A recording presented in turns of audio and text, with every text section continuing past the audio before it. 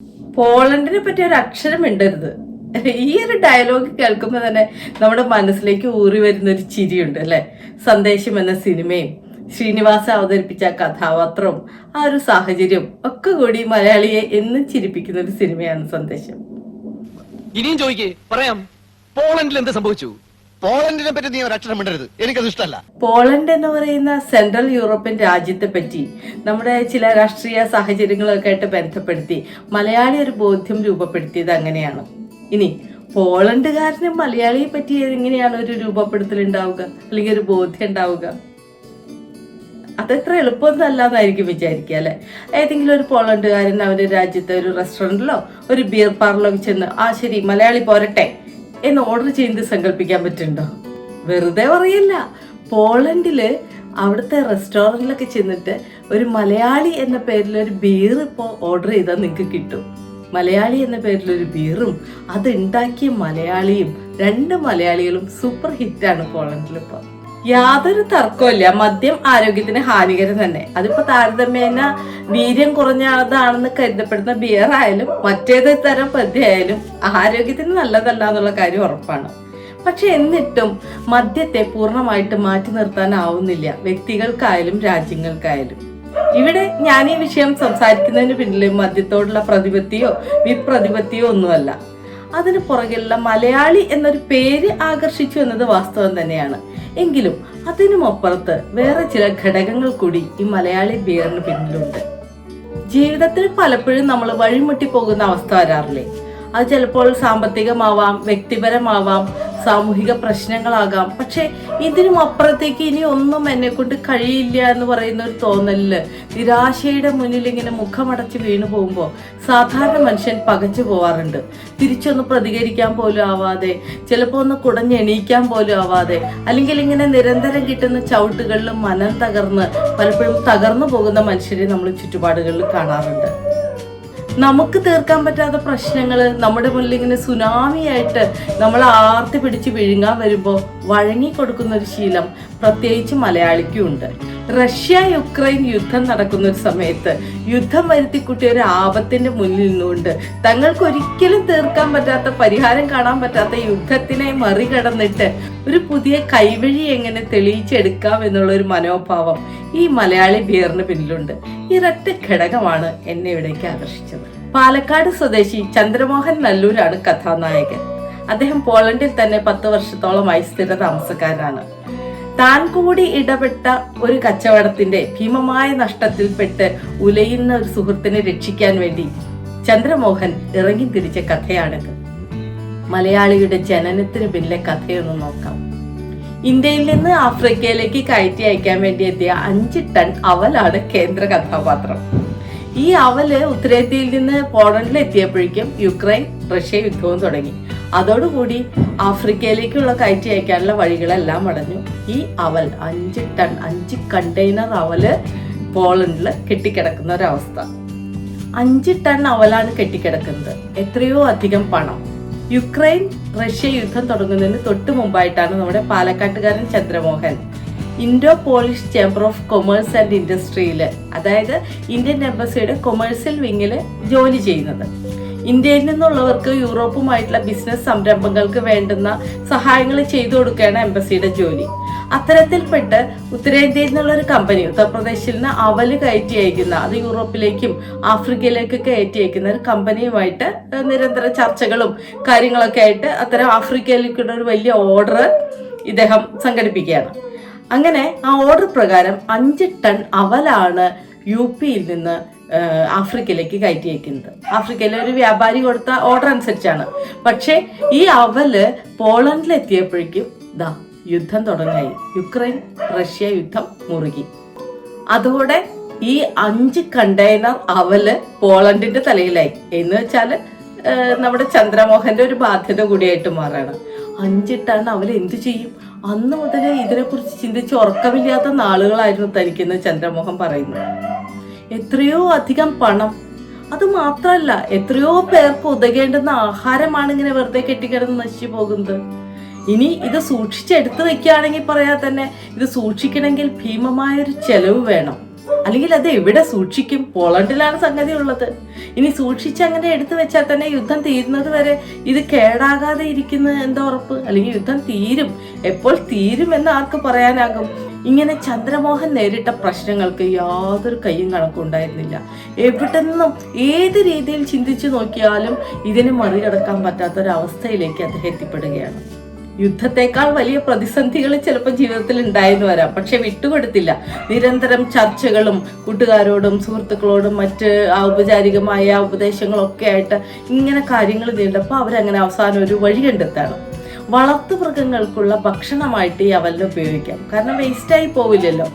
മാത്രമല്ല യൂറോപ്യൻസിനെയൊക്കെ സംബന്ധിച്ചിടത്തോളം വളരെ വളർത്തു മൃഗങ്ങൾക്ക് അത്രയോളം സ്ഥാനം അവരുടെ ജീവിതത്തിൽ കൊടുക്കുന്നുണ്ട്. അപ്പൊ അവരുടെ ഭക്ഷണമാക്കി മാറ്റാമെന്നതായിരുന്നു അവസാനം കണ്ടുപിടിച്ച വഴി. കാര്യങ്ങൾ ഒരുവിധം നേരെയായി വന്നപ്പോഴേക്കും വേറെ രീതിയിൽ പ്രശ്നങ്ങൾ തുടങ്ങി. വിചാരിച്ച പോലെ എളുപ്പമായിരുന്നില്ല കാര്യങ്ങൾ. യൂറോപ്പിലെ മൃഗ നിയമങ്ങളൊക്കെ വളരെ ശക്തമാണ്. ഒരുപക്ഷെ മനുഷ്യരോളം തന്നെ, അല്ലെങ്കിൽ മനുഷ്യരെക്കാൾ പ്രാധാന്യം അവരുടെ അരുമ മൃഗങ്ങൾക്ക് കൊടുക്കുന്നുണ്ട്. അതുകൊണ്ട് തന്നെ അവർക്ക് കൊടുക്കുന്ന ഭക്ഷണമായാലും കാര്യങ്ങളും അത്രമാത്രം സൂക്ഷ്മതയോടെയാണ്. ഒരു പുതിയ ഭക്ഷണം മൃഗങ്ങൾക്കായിട്ട് ഇൻട്രൊഡ്യൂസ് ചെയ്യണമെങ്കിൽ തീർച്ചയായിട്ടും അതിനു മുമ്പേ ഒരു 9 മാസമെങ്കിലും പഠനം നടത്തി പിന്നെ ലാബിൽ ടെസ്റ്റ് ചെയ്ത് അവിടുത്തെ പ്രൊസീജിയർ ആ ടെസ്റ്റിൽ പോസിറ്റീവ് ആയാൽ മാത്രമാണ് അത്തരം ഒരു ഭക്ഷണം അവിടെ അപ്ലൈ ചെയ്യുന്നതിനെ കുറിച്ച് ആലോചിക്കാൻ പോലും പറ്റുള്ളൂ. അപ്പോഴേക്കും നമ്മുടെ ടൺ കണക്കിന് അവല് മുഴുവൻ പൂത്തു പോകുന്നുള്ള ഒരു ഉറപ്പാണ്. അങ്ങനെ ഇരിക്കുമ്പോഴാണ് ഇന്ത്യക്ക് പുറത്തുള്ള കൊമ്പൻ ബിയറിനെ കുറിച്ച് അദ്ദേഹം വായിക്കാനിടയായത്. റൈസ് ബിയർ ആണ്. വിവേക് പിള്ള എന്ന് പറയുന്ന ഒരു മലയാളിയും അദ്ദേഹത്തിന്റെ ഭാര്യയാണ് നമ്മുടെ ഗാംഭീര്യമുള്ള ആനക്കൊമ്പന്റെ പേര് കൊടുത്തിട്ട് ഈ ഒരു കൊമ്പൻ ബിയർ ലണ്ടനുകളിലെ റെസ്റ്റോറൻറ്റുകളിലും ബിയർ പാർലറുകളിലൊക്കെ ഇന്നത് മുന്തിയ തരം മദ്യമാണ്. അപ്പൊ ബിയർ വിജയമാക്കിയതിനെ കുറിച്ചുള്ള ഒരു കഥ അദ്ദേഹം വായിക്കാനിടയായത്. ജപ്പാനിൽ നിന്നുള്ള റൈസ് ബിയറുകൾക്കും യൂറോപ്പിൽ നല്ല മാർക്കറ്റാണെന്ന് അദ്ദേഹത്തിന്റെ മനസ്സിലാവാണ്. അവിടെ അദ്ദേഹത്തിന് ഹൈബ്രിഡ് ബിയർ എന്ന് പറയുന്ന പുതിയൊരു ആശയം വഴി ഇങ്ങനെ തെളിഞ്ഞു വരികയാണ്. ഇന്ത്യയിൽ നിന്നുള്ള അരിയും അല്ലെങ്കിൽ നമ്മുടെ ഈ അവലും മറ്റ് ചേരുവകൾ യൂറോപ്പിന്റെ മറ്റിടങ്ങളിൽ നിന്നുള്ളതാണെന്ന് പറഞ്ഞാൽ പുതിയൊരു പ്രായോഗിക സമീപനത്തില് പുതിയൊരു ബിയർ എന്ന് പറയുന്ന ഒരു ആശയം അദ്ദേഹത്തിന് മനസ്സിലുറക്കുകയാണ്. പിന്നെ ഈ ബിയർ ഉണ്ടാക്കാൻ വേണ്ടി ബ്രൂവറികളെ തേടി നടപ്പായി. അവസാനം ഒരു ബ്രൂവറി അവർ സമ്മതിക്കുകയാണ്. പക്ഷെ അവരൊരു കാര്യം പറഞ്ഞു, മിനിമം ചില റെസ്റ്റോറൻറ്റുകൾ എങ്കിലും ഒരു മിനിമം ചില ഓർഡറുകളെങ്കിലും ചിലയിടത്ത് നിന്ന് അവർക്ക് പിടിച്ചു തരണം, എങ്കിൽ മാത്രമാണ് അവർ ഇതിൽ ഉൽപ്പാദനത്തിൽ പങ്കാളികളാവുള്ളൂ എന്ന്. അങ്ങനെ കണ്ട ബിയർ പാർലറുകളും റെസ്റ്റോറൻറ്റുകളും തേടി ഓർഡർ എടുക്കാൻ വേണ്ടി അതിന്റെ പുറകെയായി പിന്നെ ചന്ദ്രമോഹന്റെ നടത്തം. ബ്രാൻഡൊന്നും അദ്ദേഹം അപ്പൊ ചിന്തിച്ചിരുന്നു പോലും ഇല്ല എന്ന് അദ്ദേഹം പറയണേ. കാരണം എന്താണ്, എങ്ങനെയെങ്കിലും ബ്രാൻഡ് പോയിട്ട് ഈ കയ്യിൽ പെട്ട് കിടക്കുന്ന അവല എങ്ങനെയെങ്കിലും ഒന്ന് ബിയറാക്കി മാറ്റി അത് നശിക്കാതെ ഒന്ന് തീർന്നു പോണേ എന്നത് മാത്രമായിരുന്നു അദ്ദേഹത്തിന് ഉണ്ടായിരുന്ന ഒരു പ്രയോറിറ്റി. ഇനിയാണ് കഥയുടെ ട്വിസ്റ്റ് തുടങ്ങുന്നത്. ബിയർ ഉൽപാദനം അത്ര എളുപ്പമൊന്നായിരുന്നില്ല എന്ന് ചന്ദ്രമോഹൻ സമ്മതിക്കുന്നുണ്ട്. പരാജയപ്പെട്ട 2 ശ്രമങ്ങൾക്ക് ശേഷം 3ാമത്തെ ശ്രമത്തിലാണ് ബിയറിന്റെ ചേരുവകളെല്ലാം കൃത്യമായി പാകത്തിനായിട്ട് വന്ന് സംഗതി ക്ലിക്കായത്. വിൽപ്പന തുടങ്ങിയതോടെ കഥയാകെ മാറി. ആൾക്കാർ മുഴുവൻ വമ്പൻ ഡിമാൻഡായി പിന്നാലെ ഈ ബിയർ ചോദിച്ചു വരുന്നു. അപ്പൊ ഈ മലയാളി എന്നുള്ള പേരതിനിട്ടിട്ടില്ല കേട്ടാ. അങ്ങനെ ഈ ബിയർ കുടിച്ചവര് വീണ്ടും വരുന്നു, കേട്ടറിഞ്ഞ് പിന്നെയും വരുന്നു, അപ്പുറത്തുനിന്ന് ആൾക്കാർ വരുന്നു. സംഗതി ക്ലിക്കായി എന്നും തോന്നിയതോടുകൂടി പെട്ടെന്ന് തലയില് ആശയം ഇങ്ങനെ മിന്നല് പോലെ ഒരു ആശയം ഉദിക്കുകയാണ്. ഇതെന്തുകൊണ്ടൊരു ബിസിനസ് ആക്കിക്കൂടാ? ഇന്ത്യൻ ബ്രാൻഡ് എന്ന് പറയുന്ന ടൈറ്റില് അവിടുത്തെ ആൾക്കാർക്ക് ഭയങ്കര ആകർഷണമാണെന്നും ഇദ്ദേഹത്തിന് മനസ്സിലായി. അവിടെ വെച്ചിട്ട് ഈ ഒരു ആശയം ഒരു ഇടിമിന്നൽ പോലെ ഈ ബിസിനസ് എന്ന് പറയുന്ന ആശയം ഉള്ളിലേക്ക് കയറി കൂടിയതോടുകൂടി അദ്ദേഹത്തിന്റെ സുഹൃത്തായ സർഗീഷും കൂടെ ചേരുകയാണ്. പിന്നെ 2 പേരും കൂടി ഈ ഒരു ആശയത്തെ പ്രാവർത്തികമാക്കാനുള്ള ശ്രമത്തിലാണ്. അങ്ങനെ നമ്മുടെ കെട്ടിക്കിടക്കുന്ന ഇന്ത്യൻ അവൽ ഒരു ഹൈബ്രിഡ് ബിയറായിട്ട് മാറുന്ന ആ ഒരു പശ്ചാത്തലം ഒരുങ്ങുന്നത് ഇവിടെയാണ്. 2022 നവംബറിലാണ് ഈ മലയാളി ബിയർ മാർക്കറ്റിലെത്തിയത്. ഈ ബിയർ കുപ്പിക്ക് താഴെ ഒരു മലയാളിയുടെ പടം കൊടുത്തിട്ടുണ്ട്. അതിനൊരു മലയാളി ടച്ച് ഉണ്ട്. നമ്മുടെ കഥകളിയുടെ മുടിയൊക്കെ വെച്ചിട്ട് നല്ല കൂളിംഗ് ഗ്ലാസ് ഒക്കെ വെച്ചിട്ട് നല്ല കൊമ്പൻ മീശയൊക്കെയുള്ള ഒരു മലയാളി ചിത്രമാണ് അതിന്റെ സൈഡിൽ കൊടുത്തിട്ടുള്ളത്. ഇവരുടെ പരസ്യങ്ങൾക്കും ഉണ്ട് ഒരു മലയാളി ടച്ച് ഒരു സിനിമ ടച്ചൊക്കെ ഉണ്ട്. അതും ഇതിൽ എടുത്തു പറയേണ്ടതാണ്. wherever you go I am there. ഇത് നമ്മൾ കേട്ടിട്ടുള്ള സിനിമാ വാചകം തന്നെയാണ്. സാധനം കയ്യിലുണ്ടോ, ഇങ്ങനെയൊക്കെ തുടങ്ങിയ ചില ഐക്കോണിക് ഡയലോഗുകളും ചില ട്രോളുകളൊക്കെ വെച്ചിട്ടാണ് ഇവർ ഈ പരസ്യങ്ങൾ ചെയ്യുന്നത്. ഈ ഒരു പരസ്യങ്ങൾ പോലും വമ്പൻ ഡിമാൻഡാണ് വരുന്നത്. പിന്നെ ഈ മലയാളി ബിയറിന് കസ്റ്റമൈസ്ഡ് ചെയ്ത് വിളമ്പാന്ന് പറയുന്ന രീതിയുണ്ട്. ഇങ്ങനെ ഓരോ സൂക്ഷ്മ തലത്തിൽ പോലും തങ്ങളുടെ ഉൽപ്പന്നത്തെ മികവുറ്റതാക്കാൻ വേണ്ടി ചന്ദ്രമോഹനും കൂട്ടുകാരും ശ്രദ്ധിക്കുന്നുണ്ട്. അതുകൊണ്ട് തന്നെയാണ് ഈ ബിയർ അങ്ങ് ക്ലിക്കായത്. സംഗതിയൊക്കെ കളറായി. പക്ഷെ ഒരു കാര്യം മറക്കണ്ട, മദ്യപാനം അത് ഏത് തരം മദ്യമായാലും, വീര്യം കുറഞ്ഞതായാലും കൂടിയതായാലും ആരോഗ്യത്തിന് ഹാനികരം തന്നെ. അതിലൊരു മാറ്റമില്ല. മദ്യം ഇവിടെ നിൽക്കട്ടെ, മദ്യത്തിന്റെ അതിനപ്പുറത്തേക്ക് കൊണ്ടുവരണ്ട. ഞാൻ പറയാവുന്ന കാര്യം എന്താണെന്ന് വെച്ചാല്, മദ്യത്തെ കുറിച്ചല്ല ഇവിടെ നമ്മൾ സംസാരിക്കുന്നത്. ഇവിടെ ഒരു പുതിയ മിന്നിത്തിളക്കമുണ്ട്. യുദ്ധം ഏത് കാലത്തായാലും ഏത് നാട്ടിലായാലും വിനാശകാരിയാണ്. ജനങ്ങളുടെ ജീവനും ജീവിതവും അത് എത്രമേൽ നശിപ്പിച്ചുകൊണ്ടിരിക്കുന്നു, അല്ലെങ്കിൽ ആകെ താറുമാറാക്കുന്നു എന്നുള്ള കാര്യം നമ്മൾ ഇപ്പോഴും കണ്ടുകൊണ്ടിരിക്കുകയാണ് പല നാടുകളിലും. റഷ്യ യുക്രൈൻ അടക്കം ഇപ്പോഴും നമ്മൾ അത് ഓർമ്മിപ്പിച്ചുകൊണ്ടിരിക്കുന്നുണ്ട്. സത്യത്തിൽ രാജ്യങ്ങൾ തമ്മിൽ മാത്രമാണോ യുദ്ധങ്ങളുള്ളത്? മനുഷ്യൻ നേരിടുന്നില്ലേ പല യുദ്ധങ്ങളും? ഞാനും നിങ്ങളൊക്കെ ഒന്നല്ലെങ്കിൽ മറ്റൊരു തരത്തിൽ ചില യുദ്ധങ്ങളെ, ചില സംഘർഷങ്ങളെ നേരിട്ടുകൊണ്ടിരിക്കുന്നുണ്ട്.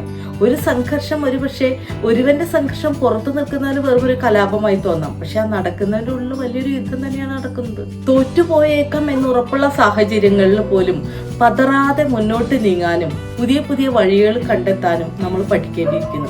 പലപ്പോഴും തോറ്റുമടക്കുന്ന മലയാളിയുടെ കഥ, അല്ലെങ്കിൽ ഇങ്ങനെ പ്രശ്നങ്ങൾ വരുമ്പോൾ പിന്തിരിഞ്ഞോടുന്ന, അല്ലെങ്കിൽ എനിക്കിത് മതിയായി എന്ന് വിചാരിച്ച് വാതിലടച്ച് കളയുന്ന മലയാളികളെ നമ്മൾ കാണുന്നത്. ലോകമെമ്പാട് ഇത്തരം പ്രശ്നങ്ങൾ ഉണ്ടെങ്കിൽ പോലും മലയാളി ഇത്തരമൊരു ഈ കയോസിനെ അതിജീവിക്കുന്നതിൽ കുറെ കൂടി തരളിതനായി തീരുന്നുണ്ടോ എന്ന് കാലവും കഥകളും നമുക്ക്, സംഭവങ്ങളൊക്കെ നമ്മൾ ഓർമ്മിപ്പിച്ചുകൊണ്ടിരിക്കുകയാണ്. അവിടെയാണ് ഈ ഒരു കാര്യം, യുദ്ധത്തെ പോലും അതിജീവിക്കാവുന്ന പുതുതന്ത്രങ്ങൾ ജീവിതത്തിൽ കണ്ടുപിടിക്കാൻ, പുതിയ വഴികൾ കണ്ടുപിടിക്കാനുള്ള പ്രചോദനമായി ഈ മലയാളി മാറുന്നത്. അടഞ്ഞടഞ്ഞു പോകുന്ന വാതിലുകൾക്ക് മുന്നിൽ തകർന്ന് നിരാശനായി ഇരിക്കാതെ, നഷ്ടത്തെ ഓർത്ത് വിലപിക്കാതെ, പിന്നെയും പിന്നെയും ഇടിച്ചിടിച്ചു നിന്ന് എല്ലാ വാതിലുകളും തുറന്ന ആ മലയാളിക്കിരിക്കട്ടെ ഇന്നത്തെ ബിഗ് സാലറി.